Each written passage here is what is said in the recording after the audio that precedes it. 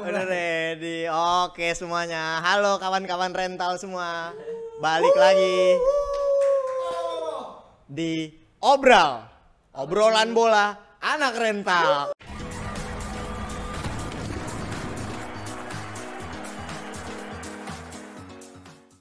Asik. Ini episode pertama ya, episode 1 dari obrolan bola anak rental yang akan kita bicarakan malam hari ini ya. Ngomong-ngomong nih, sebelum gue lanjut lebih jauh, gue pengen ngasih tahu kalau kita syuting ini bener-bener di rental PS. Betul? Betul. Rental PS Game Lab.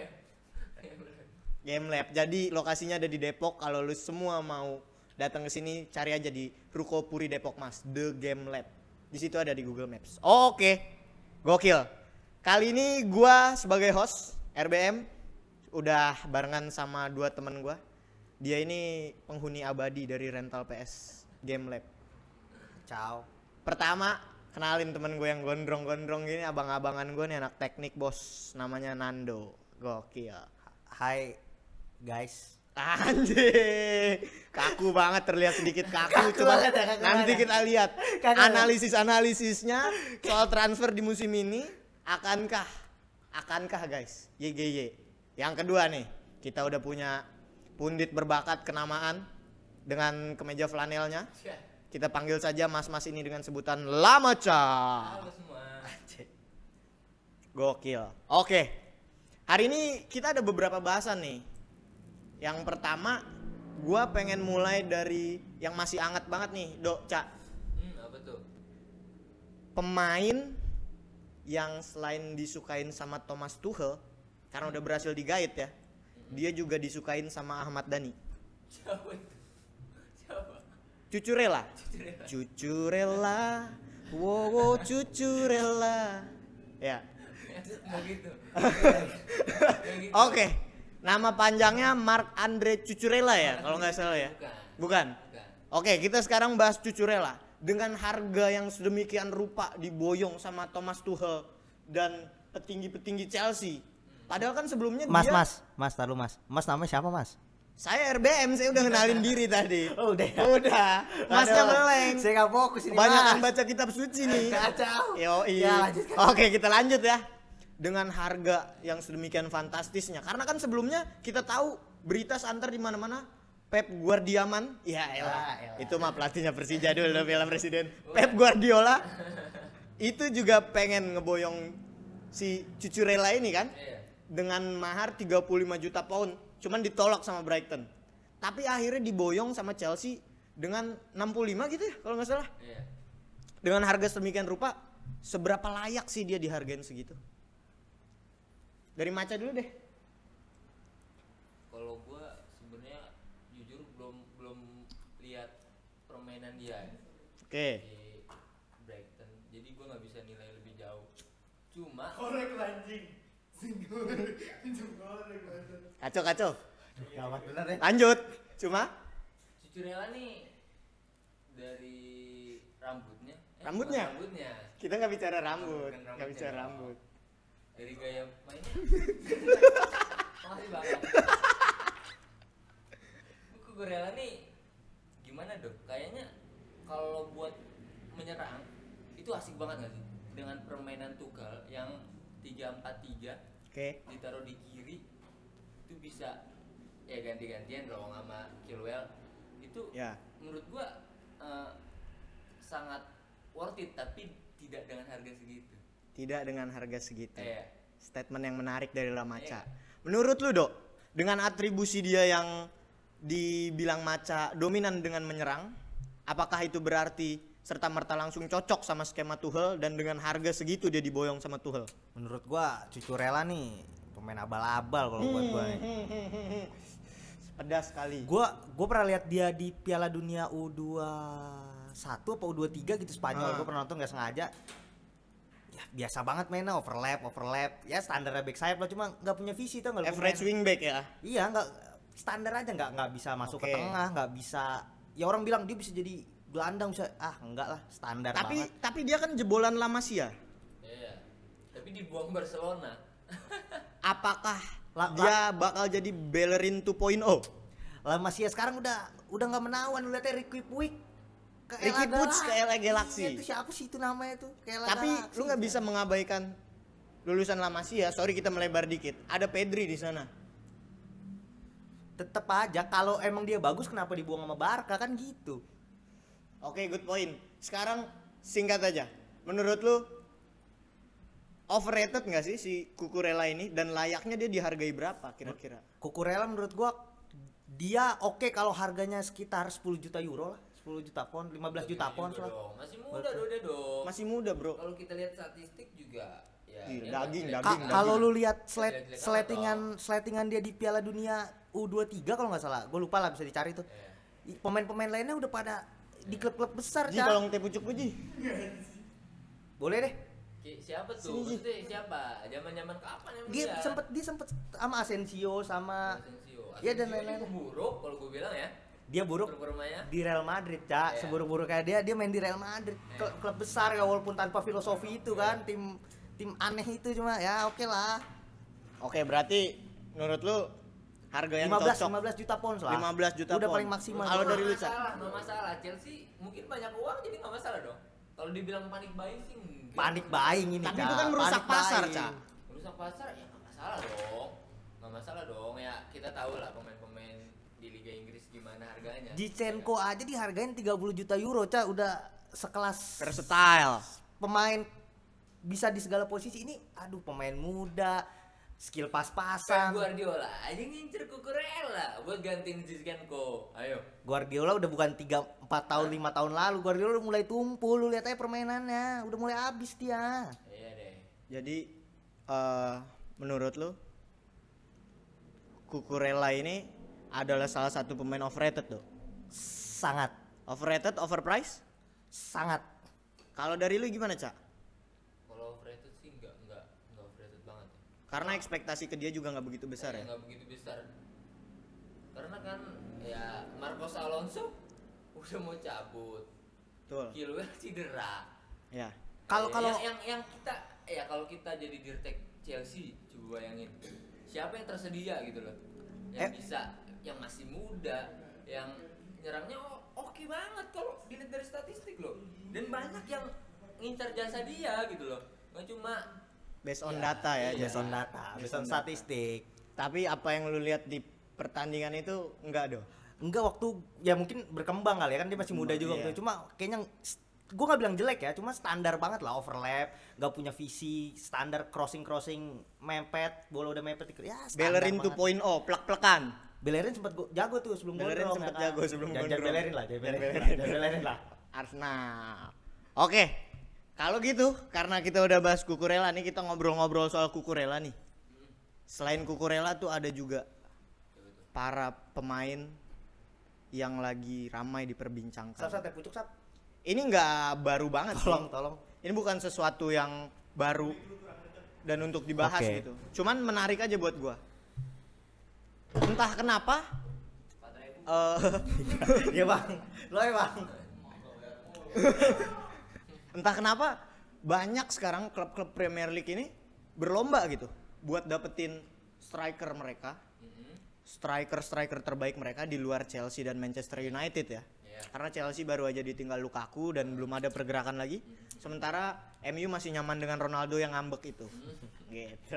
Jadi gua pengen mulai bahas dari Arsenal dulu deh. Gabriel Jesus dibeli dari Manchester City, pernah satu asuhan juga sama Mikel Arteta ketika Mikel masih jadi asisten pelatihnya Pep di Manchester City.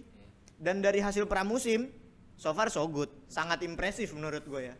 Cuman gimana lu ngelihat cocoknya Gabriel Jesus atau sebersinar apa sih dia nanti sama skemanya Arteta dan Arsenal nanti di musim ini?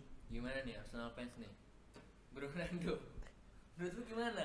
Menurut gua Gabriel Jesus nih bisa ngebawa Arsenal ke level yang lebih tinggi nih. Gue yakin. On to the next level. On to the next level. Karena balik lagi Arsenal tuh bukan tim yang ngandelin pemain bintang, pemain mahal. Tapi Gabriel Jesus nih etos kerjanya, ya kalau bilang etos kerja, Lacazette juga etos kerja gila sih. Cuma Lacazette itu nggak punya insting gol. Gue ngeliat Gabriel Jesus nih punya insting gol dan etos kerja gila. cocok sama skuad Arsenal, apalagi standar pemain skuad Arsenal muda-muda banget kan. Sekarang kan lagi prospek banget nih. Prospek.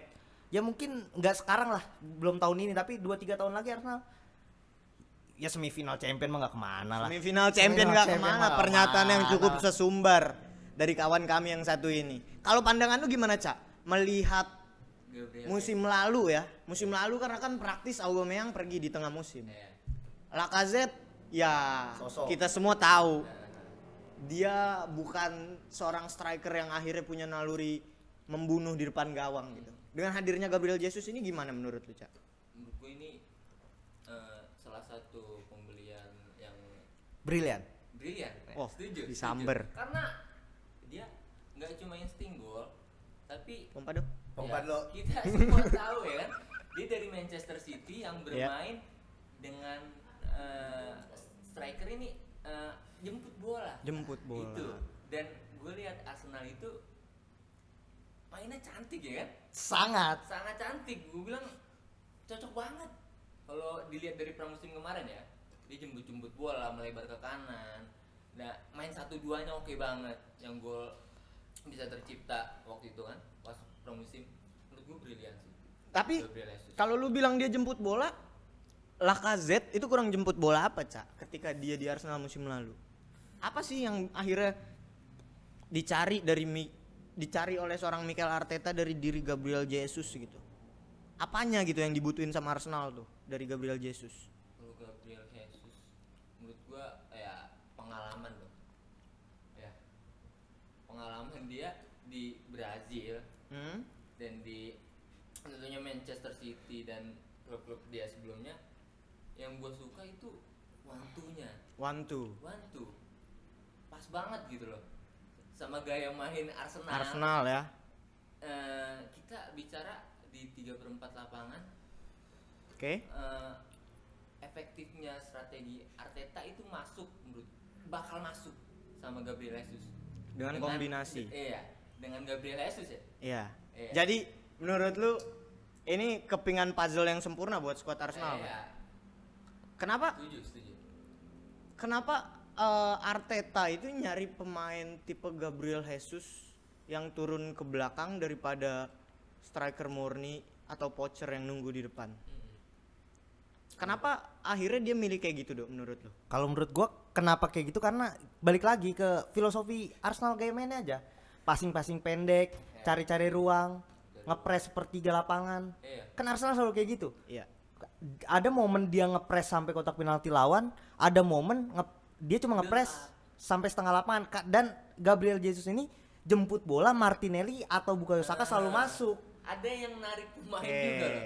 Ada yang narik pemain. Menarik, juga ya. menarik. Perbandingan sama Lacazette waktu itu, Iya. Lacazette ketika turun dia nggak bisa narik back lawan. Iya. Mungkin insting atau aura mencetak golnya tuh kurang kerasa Kurang dibanding kerasa. Gabriel Jesus. Jadi pemain-pemain lawan itu nggak begitu jiper Nggak buat iya. ngikutin dia, ngapain sih gitu. Iya. Si jago nih gitu kali ya. Karena Gabriel Jesus lebih pandai mengolah bola. Iya. Mengolah bola. Kontrolnya cantik dia. Cantik, dribble tipis. Dengan wantunya kombinasi wah. Kelas. Jadi menurut lu gue minta rate dari 1 sampai 10. Mikel Arteta ngeboyong Gabriel Jesus ke Arsenal ini ratingnya berapa? Nando. Menurut gua 7.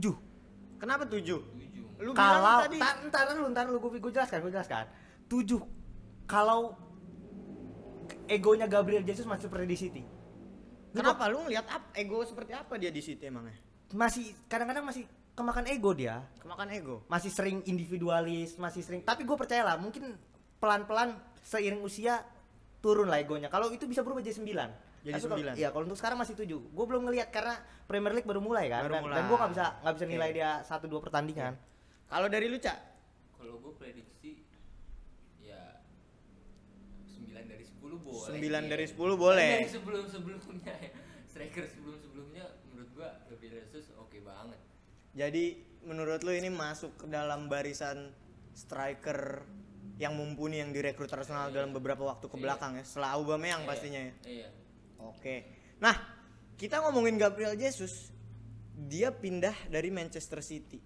nggak mungkin Manchester City nggak nyari yang namanya pengganti. Walaupun pada kenyataannya Gabriel Jesus juga nggak dapat tempat reguler di Manchester City. Dan main di sayap kanan ya. Betul. Ini yang menarik. Udah satu musim Manchester City bermain tanpa real striker. Tiba-tiba akhirnya di musim ini dia ngeboyong Erling Haaland dari Borussia Dortmund. Menurut lu seproduktif apa sih Haaland nanti di Manchester City musim ini? Kalau Erling Haaland itu striker top. Gue capek Striker top yang gue rasa bakal sukses walaupun dia pertama kali ke Premier League. Ya mungkin butuh waktu untuk dia nyetel, cuma ini striker lengkap banget bos, lengkap banget, atletis, kenceng, duel udara oke. Cuma kalau dari operannya, sentuhan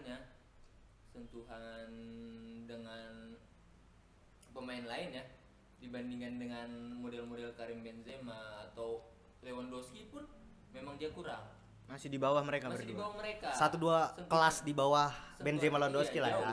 Jauh banget. Kalau itu gapnya lumayan jauh dari striker-striker lainnya memang.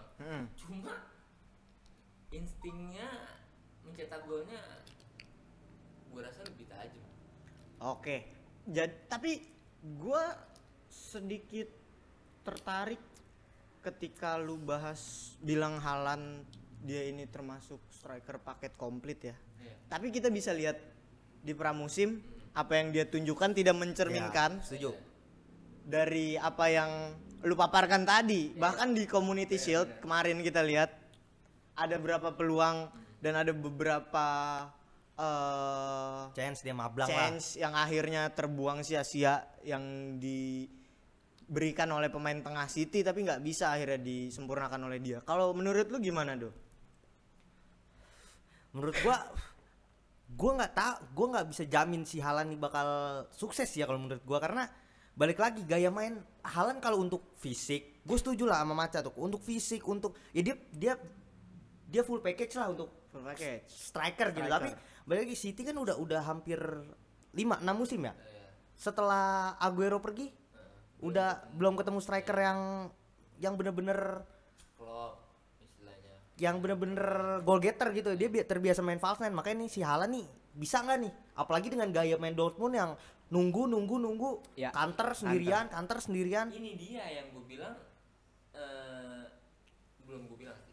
Ini menambah opsi bagi Pep untuk memvariasikan serangan mereka. Karena dengan sembari membeli Haaland, mereka mendatangkan Julian Alvarez loh. Jangan lupa Julian Alvarez yang tipe mainnya kalau gue bilang mirip-mirip sama Karim Benzema. Julian Alvarez. Iya, kayak turun ke bawah.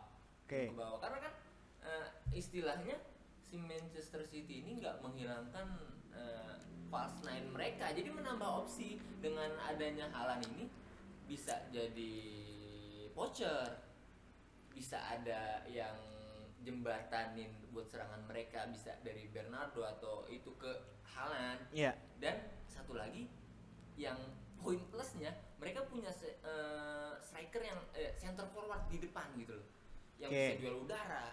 Itu yang menurut gua nilai plus gitu loh. Jadi variasi. Tapi kalau berarti akhirnya kalau lu bilang opsi, nggak ada jaminan Haaland bakalan bermain sebagai Reguler. starter dan reguleran di Manchester City dong. Menurut gue itu ya tergantung racikan Pep ke depan ya. Gue nggak tahu ke depannya Pep bakal pakai dia terus menerus. Tapi yang gue lihat dari belanjanya, karena dia datang bareng Julian Alvarez,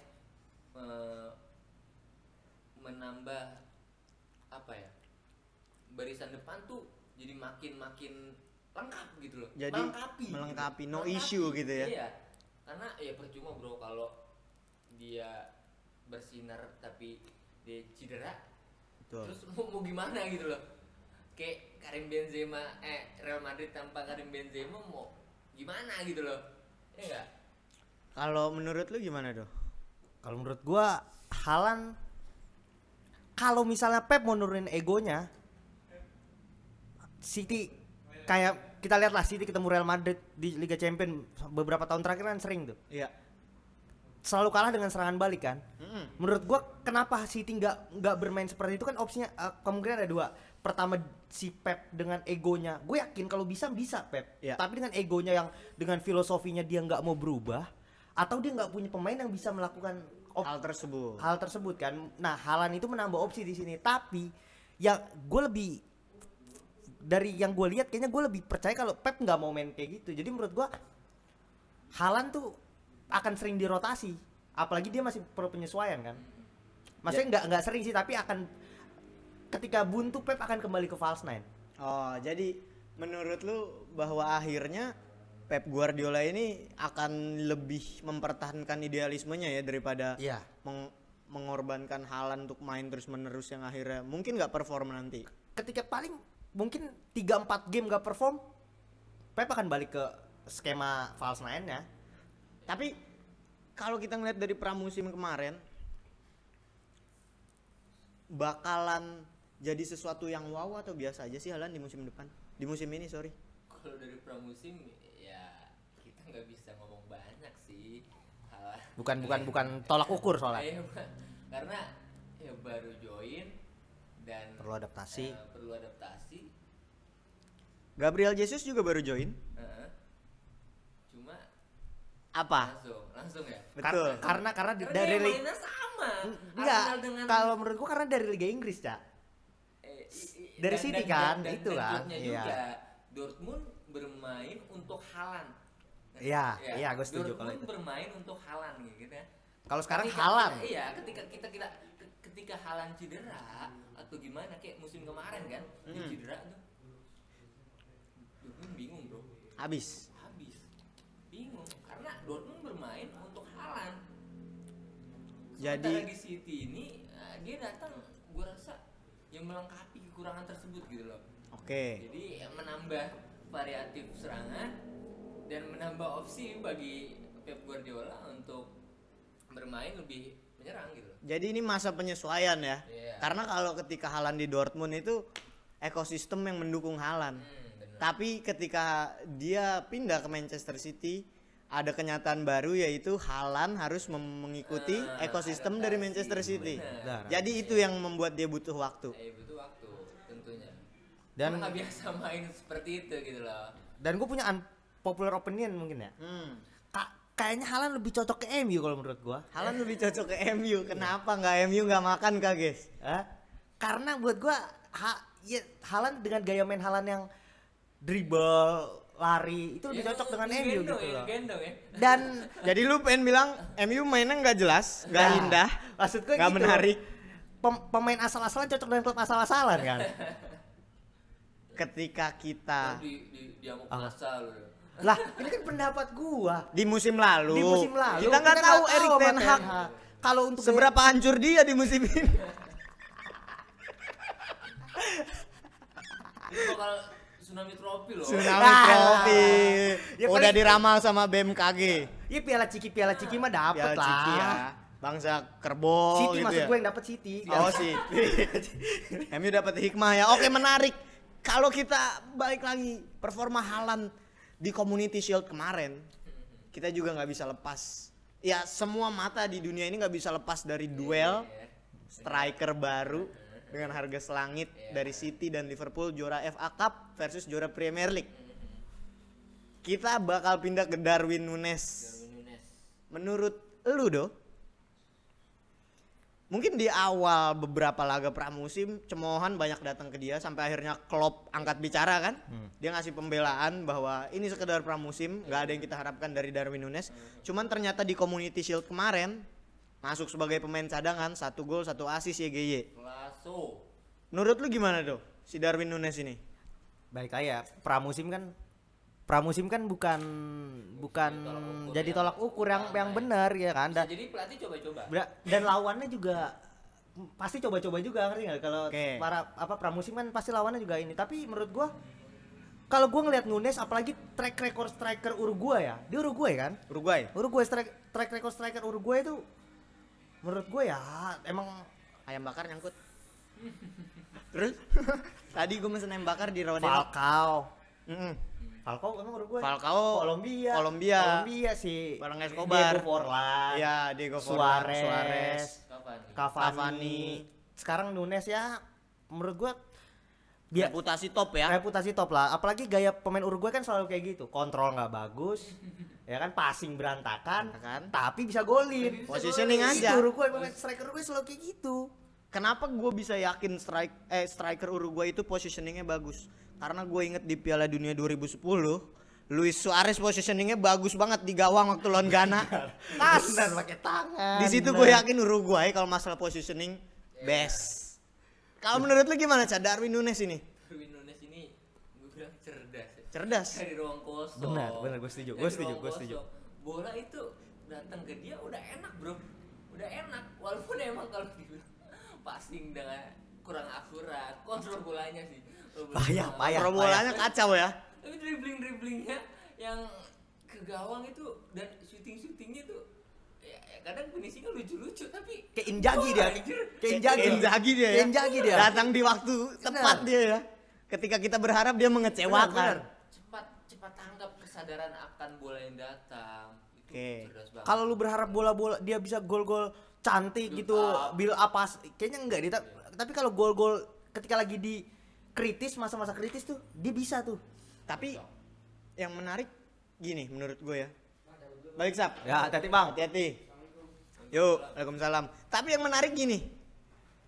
Liverpool ngerekrut Darwin Nunes setelah 5 tahun mungkin 6 tahun bermain tanpa real striker dan dia Jol masuk menggantikan Mane yang keluar ke Bayern Munchen dengan tipikal striker Uruguay yang benar-benar di depan gawang cetak gol dan dengan pola Liverpool yang bertahun-tahun nyaman dengan Roberto Firmino, bahkan Diogo Jota pun tidak seperti itu di 1-2 musim terakhir.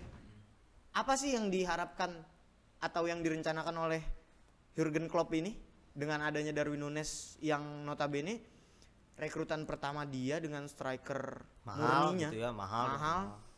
Apakah Jurgen Klopp bakal ngerubah cara mainnya dia dengan menggunakan striker tulen atau seperti apa? Gimana dong? Kalau menurut gua kayaknya Liverpool mau dari yang gue liat pramusim kemarin tuh Darwin Nunes tuh jemput bola sekali tapi nggak kayak Firmino. Ya. Jemput bola karena inisiatif bukan karena bukan karena taktik kalau menurut gue itu. Dia emang inisiatif bola. Inisiatif. Nyampe dia turun. Cepat tanggap memang dia. Tapi nggak ACT dia ya. Bos ACT.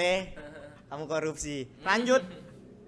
tapi nggak bukan yang taktik yang kayak Firmino jemput bola cari ruang, biarin Salah Mane masuk. Iya. Dia tetap jadi goal getter kalau menurut gua karena yang gue bingung mungkin ini agak melebar ya, tapi yang gue bingung kenapa Ten Hag sempet pengen dia tuh.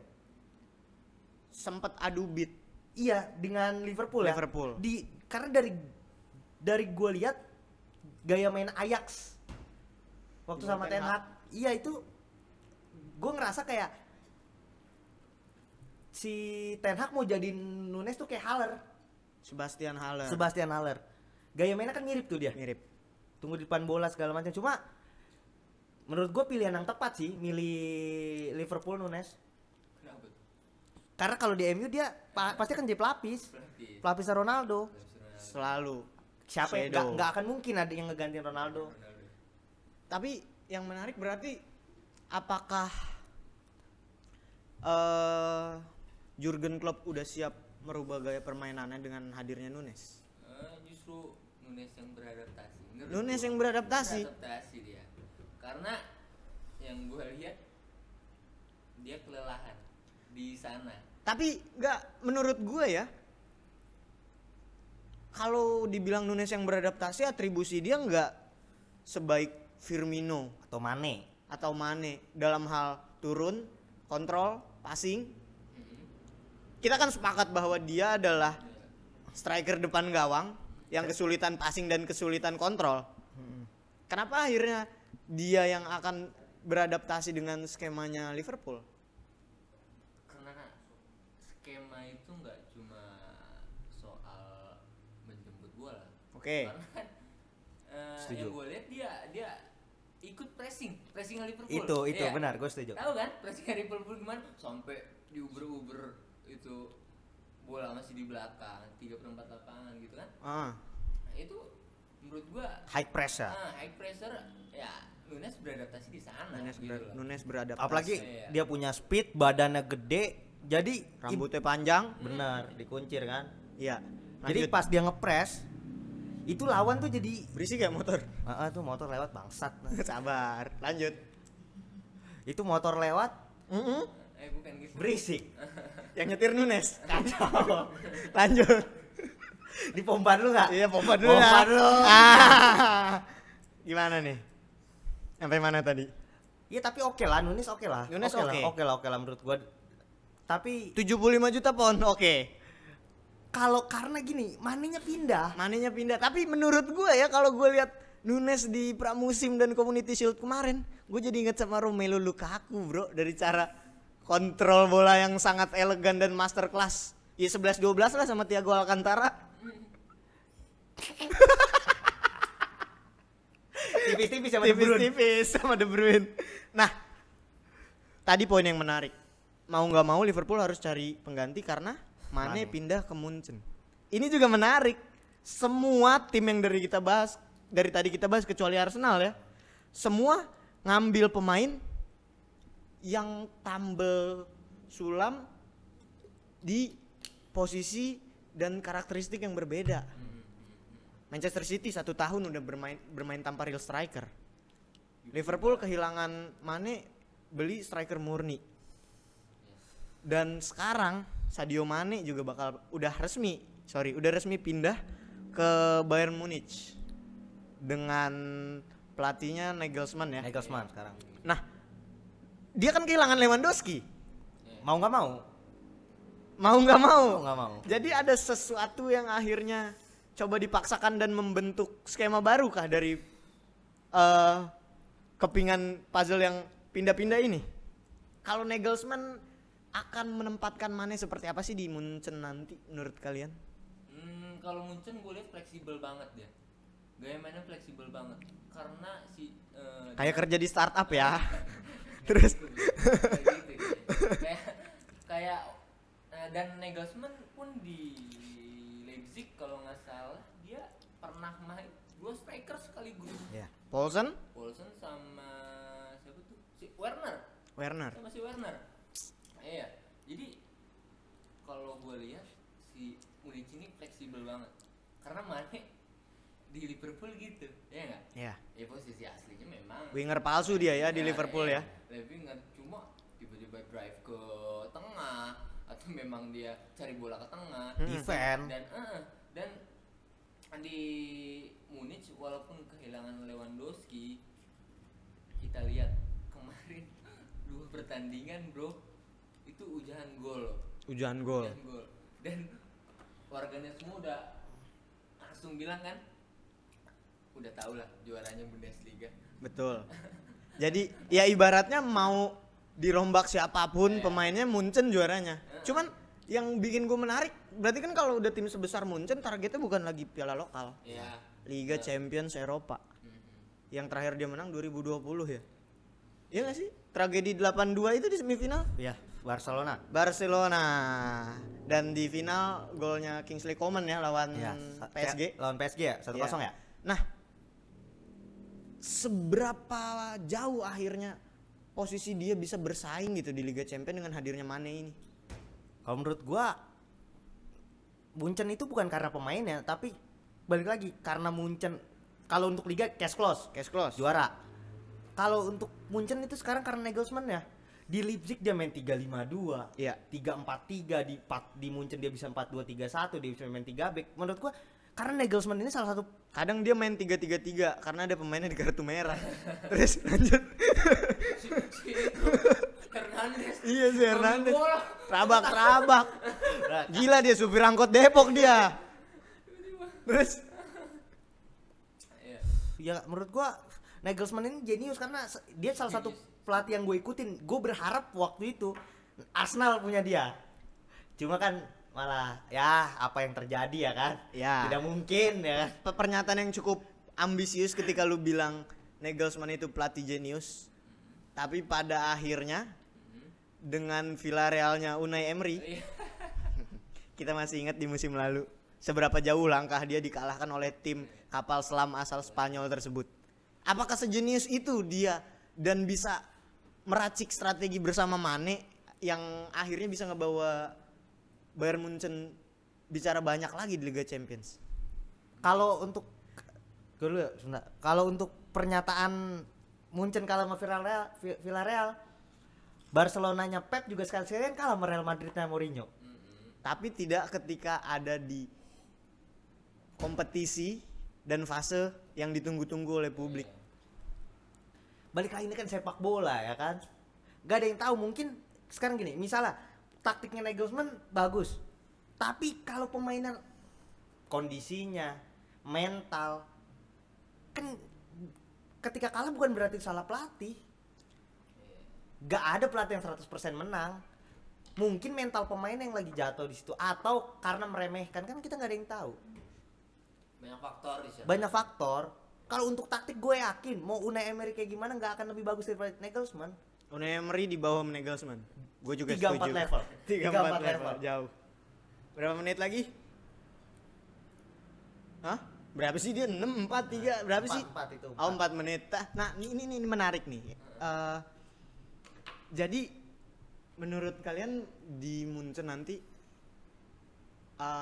Mane akan diletakkan pada posisi striker ketika Munchen masih bersama Lewandowski, atau akhirnya Nagelsmann bakal try another eksperimen untuk tim ini? Karena kita tahu Nagelsmann tuh suka buat eksperimen gak sih? Nah, dengan berbagai macam Ya, formasinya. karena bukan Mane doang yang direkrut. Aing juga ya. Aing mana? Kumaha sia damang.